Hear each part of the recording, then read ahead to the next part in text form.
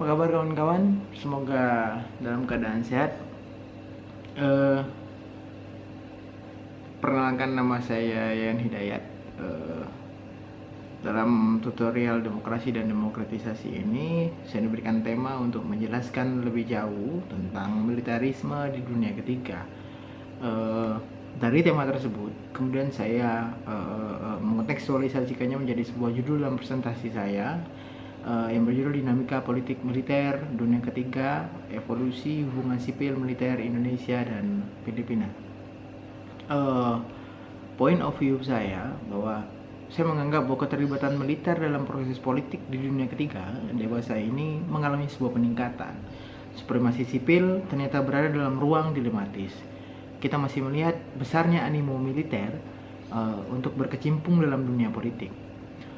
Padahal sedari awal, politik reformasi telah menggariskan kehidupan sosial politik Indonesia pasca Soeharto adalah harus bebas dari segala bentuk cengkraman militarisme. Filipina misalnya, problem yang sama pun terjadi.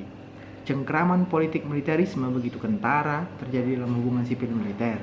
Mereka bahkan jauh sebelum diberlakukannya darurat militer oleh Ferdinand Marcos. Sebuah masalah dalam makalah ini, saya melihat bahwa proses reformasi militer di Indonesia dan Filipina menunjukkan bahwa relasi sipil militer itu bergantung pada cara institusi sipil menciptakan pengaruh terhadap kelembagaan militer. Nah, institusi sipil yang lemah tak akan dapat menciptakan dominasi terhadap kelembagaan militer. Di negara-negara yang dunia ketiga misalnya, seperti Indonesia dan Filipina, di mana dalam hal ini saya gunakan kasus Indonesia dan Filipina ini sebagai studi kasus saya, militerisme selalu mampu untuk mengintervensi otoritas sipil dalam pengambilan keputusan meskipun telah terjadi reformasi militer. Nah, atas masalah tersebut, kemudian pertanyaan penelitian saya bahwa alasan apa yang mendasari kegagalan reformasi militer atau hambatan reformasi militer di tengah gelombang demokratisasi di dunia ketiga. Kita melihat misalkan Samuel Huntington pada 1957 dia menyatakan bahwa kontrol sipil atau civilian control itu harus melakukan sesuatu yang berkaitan dengan kekuatan relatif sipil terhadap militer yang merupakan bentuk pengendalian baik subjektif maupun objektif sipil.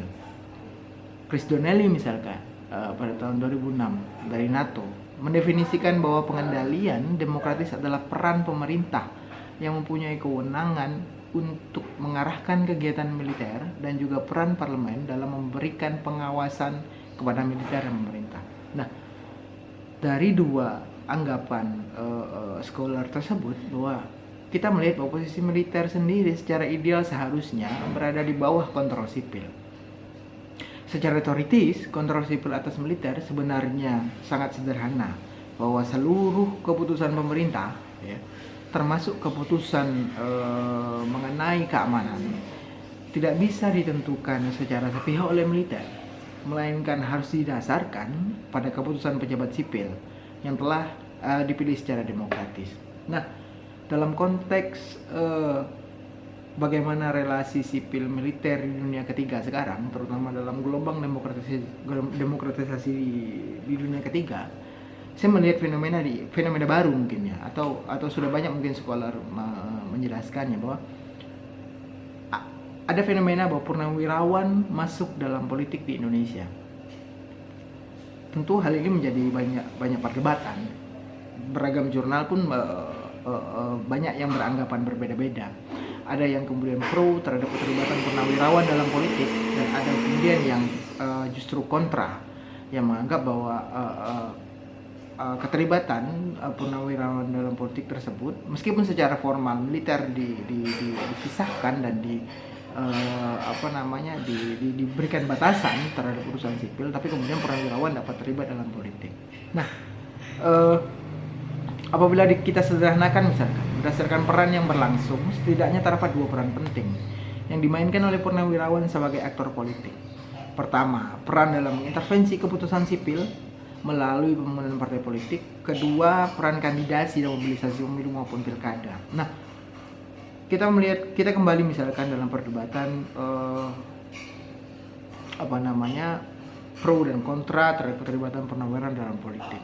Yang pro menganggap bahwa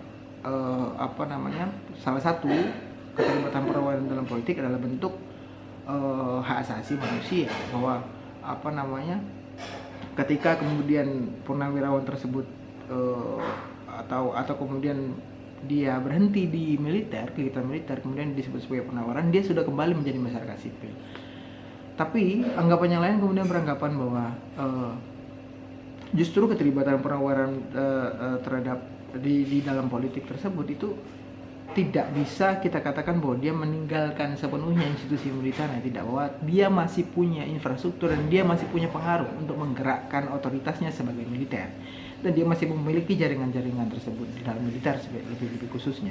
Nah, bagaimana di Indonesia? Kita melihat di Indonesia misalkan ada 3 fase pembangunan politik purnawirawan di Indonesia. Fase tersebut kita lihat pada fase pertama 1998 sampai 2004. Purnawirawan terpolarisasi menjadi 2 kelompok. Jadi purnawirawan yang mendirikan partai dengan tipe sangat militaristik dan purnawirawan yang bergabung dengan partai sipil yang sudah mapan, seperti Golkar dan PDIP. Kelompok pertama gagal memperoleh suara signifikan di pemilu karena bertentangan dengan semangat reformasi yang berlangsung.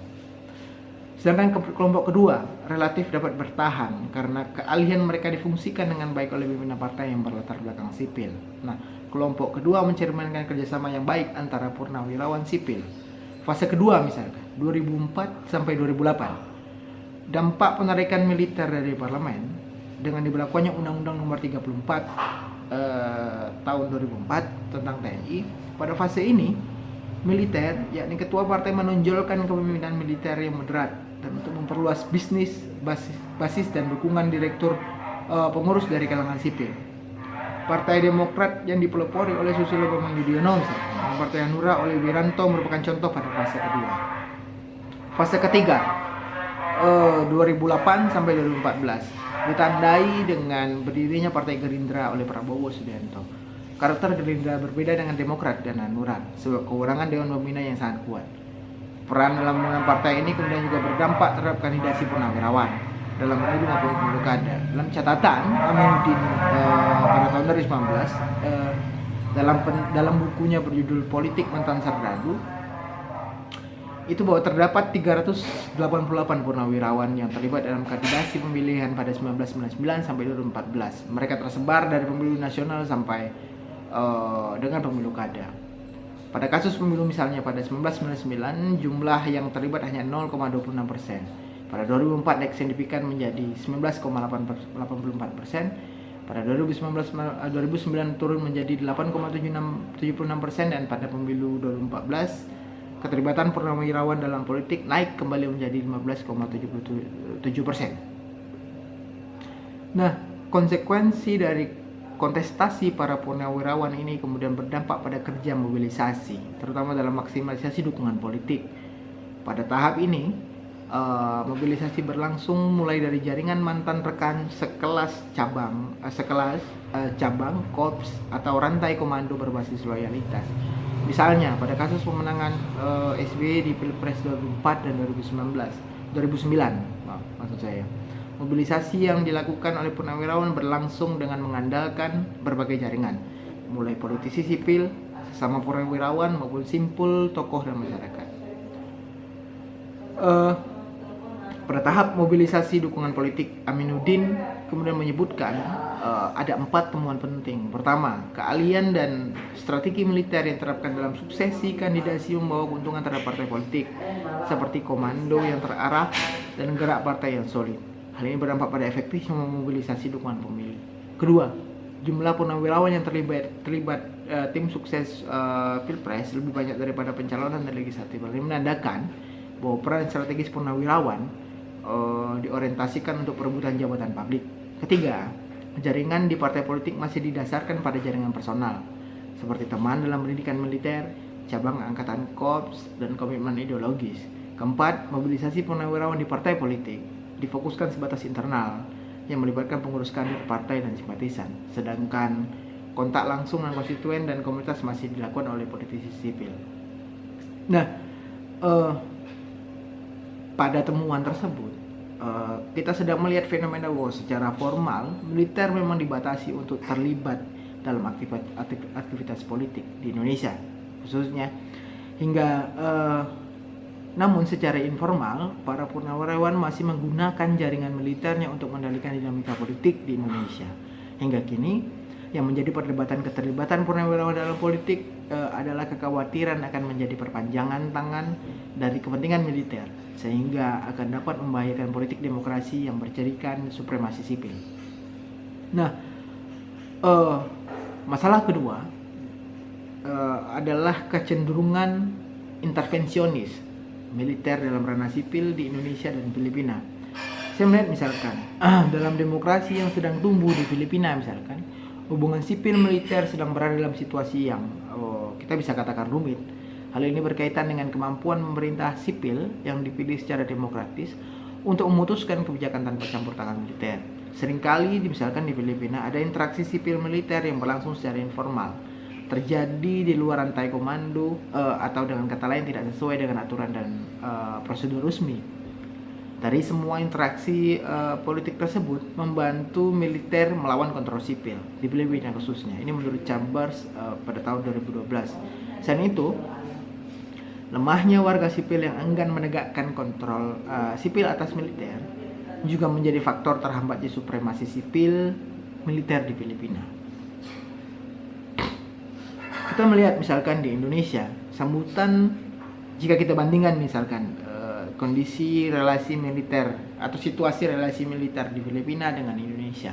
Di Indonesia misalkan sambutan baik Jokowi atas rencana restrukturisasi dan revisi Undang-Undang TNI pada saat itu sebagai solusi dari jalan buntu surplus perwira menengah dengan membuka pos-pos jabatan baru dan memasukkan tentara aktif ke sejumlah institusi sipil adalah contoh paling baru bagaimana pemerintah sipil memang tidak menempatkan agenda reformasi TNI sebagai prioritas. Selain itu misalkan dalam catatan imparsial hingga November tahun 2017 terdapat 30 Memorandum of Understanding atau MOU yang ditandatangani oleh TNI dengan sejumlah institusi sipil. Nah, MOU ini tidak hanya terkait dengan keamanan, tapi juga keterlibatan TNI dalam aktivitas-aktivitas sipil seperti misalkan membajak sawah dan lain sebagainya. Jadi ada kecenderungan bahwa justru pemerintahan sipil yang membuka ruang bagi institusi militer untuk memperluas pengaruh politiknya di urusan-urusan sipil. Hal ini sekaligus menandakan bahwa faktor kegagalan supremasi sipil militer pada era reformasi sebetulnya bukanlah semata-mata disebabkan oleh institusi militer saja, melainkan kesengajaan institusi sipil untuk membuka ruang seluas-luasnya bagi militer agar semakin memperkuat pengaruh politik dalam penyelenggaraan pemerintahan.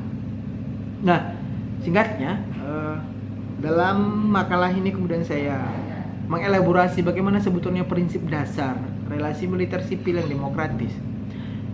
Saya menggunakan prinsip atau teori tentang agensi teori. Nah, bahwa inti dari agensi teori tersebut dalam relasi sipil misalkan ketika kita kontekstualisasikan adalah hubungan strategis antara prinsipal sipil dan agen militer.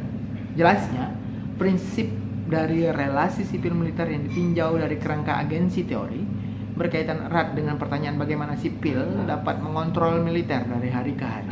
Pertanyaan politik tersebut sangatlah mendasar dan mempunyai dua makna yang saling menguntungkan sebetulnya. Pertama, hal itu memberikan pada institusi militer suatu kepuasan karena memiliki kebanggaan yang sangat besar sebagai kekuatan pemaksa yang sah. Kedua, sebaliknya, hal tersebut memberikan pada sipil suatu kematangan berdemokrasi yang menempatkan supremasinya terhadap fungsi militer dan memainkan peran yang sangat penting dalam pengendalian hubungan tersebut dari hari ke hari tentunya. Singkatnya, presentasi saya berakhir pada makalah ini kemudian menghasilkan dua kesimpulan besar untuk menggambarkan bagaimana alasan yang mendasari kegagalan reformasi sipil di demokrasi dunia ketiga, terutama di Filipina dan Indonesia. Saya melihat pertama, ada kesengajaan institusi sipil untuk membuka ruang seluas-luasnya bagi militer agar semakin memperkuat pengaruh politik dalam penyelenggaraan pemerintahan. Dan kedua, lemahnya kontrol sipil atas militer. Nah, problem ini yang menjadi peran penting bagaimana kemudian kita menjalankan reformasi militer dan memperkuat demokratisasi dalam era kontemporer ini, bahwa relasi militer akan terbukti dapat berjalan dengan harmonis melalui pembagian tugas yang sesuai dengan kompetisi dan proporsi masing-masing institusi. Ini yang kita sebut tadi dalam prinsip agensi teori yang demokratis. Walaupun hubungan yang ideal menghendaki sipil berperan sebagai prinsipal daripada agen, hubungan atasan bawahan yang terbentuk harus mencerminkan hubungan profesional yang lebih menekankan pada kebutuhan dan keberpihakan satu sama lain dalam mengurusi masalah yang lebih besar, yakni masalah negara. Jadi di sini memang kesimpulan saya bahwa harus ada relasi yang otonom antara militer dan sipil dan saling memberdayakan satu sama lain, sehingga kemudian relasi sipil militer yang demokratis itu dapat terwujud dalam dunia ketiga, khususnya di Filipina dan Indonesia. Itu mungkin singkatnya presentasi atau video presentasi dari saya. Silakan kemudian teman-teman yang ingin memberikan tanggapan, silakan memberikan komentar, atau kemudian silakan menghubungi saya ketika ingin bertanya dan sebagainya. Saya sangat terbuka untuk diskusi yang lebih konstruktif untuk membangun pendapat dan asumsi terhadap bagaimana idealnya demokrasi dan demokratisasi, khususnya dalam militerisme di dunia ketiga. Terima kasih.